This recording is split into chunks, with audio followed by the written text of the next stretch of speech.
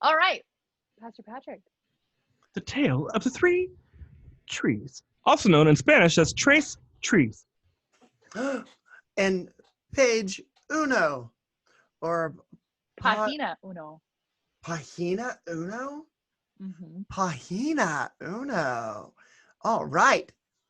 Well, let's go to pagina uno then, Pastor Andy.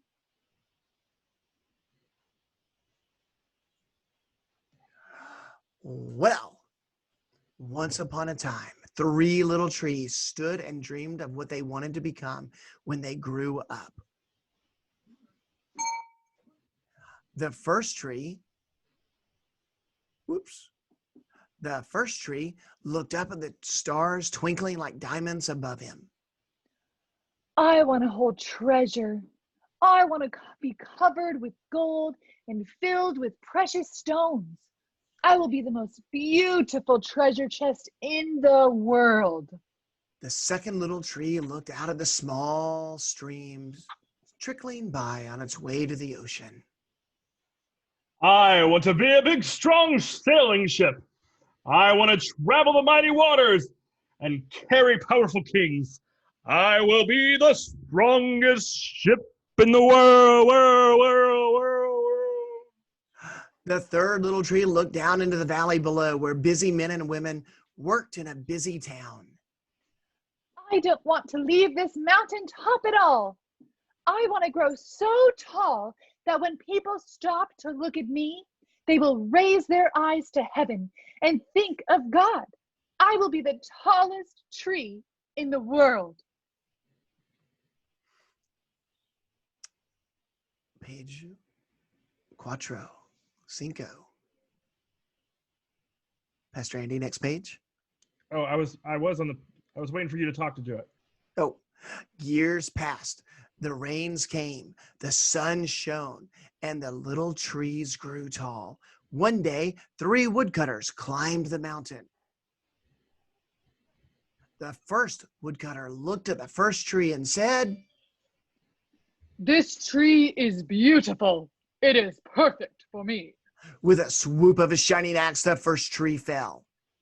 Now I shall be made into a beautiful chest.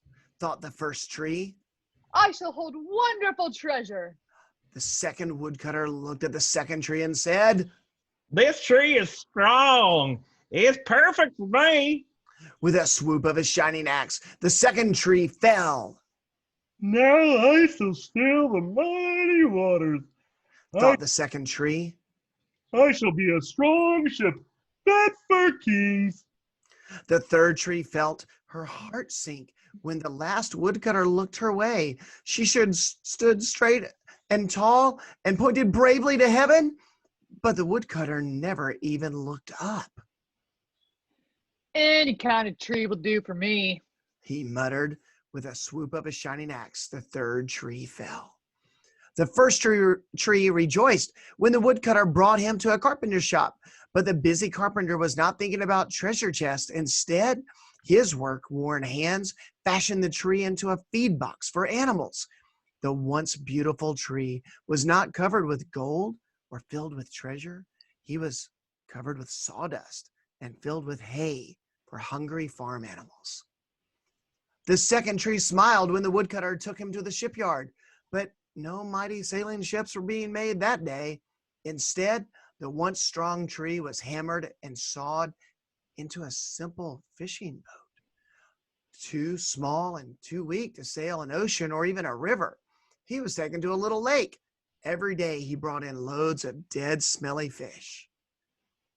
The third tree, well, he was confused when the woodcutters cut her into strong beams and left her in a lumber yard. What happened? The once tall tree wondered. All I ever wanted to do was stay on the mountaintop and point to God.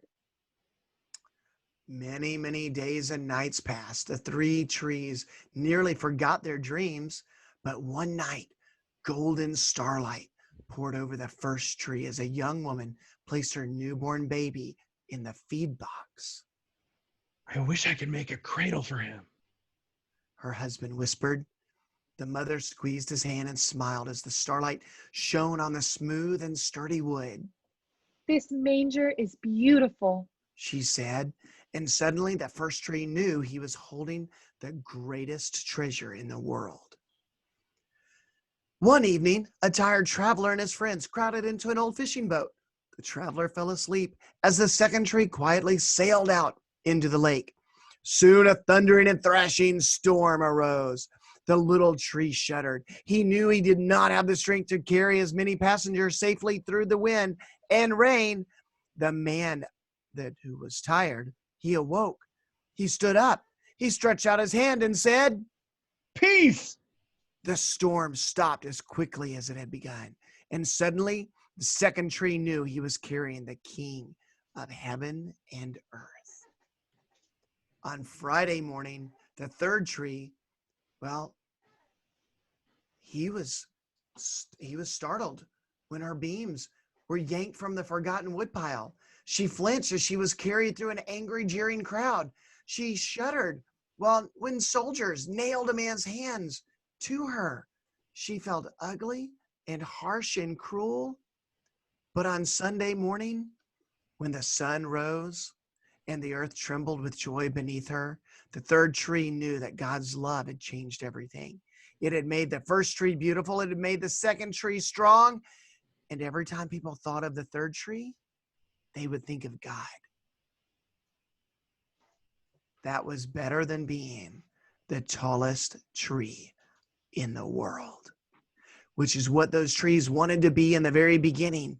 But we can see that God used each one for something much bigger, something to hold baby Jesus when he was born, something to hold grown-up Jesus as he did miracles out on the Sea of Galilee. And then ultimately he used that other lumber that was just thrown away to make a cross that Jesus would take the punishment for you and me. And you know what? Tomorrow is Friday. We call it Good Friday.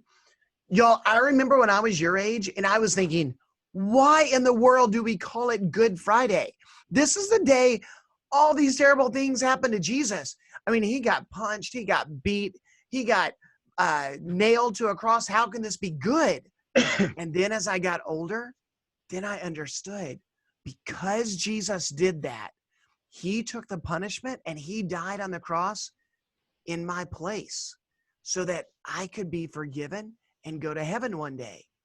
So when I see that cross, I can think of that tree and what it did for me. It was that cross that Jesus was put on so that me and you and Pastor Andy and Miss Sabrina and every one of us, if we ask Jesus to forgive us, we too can go spend eternity in heaven.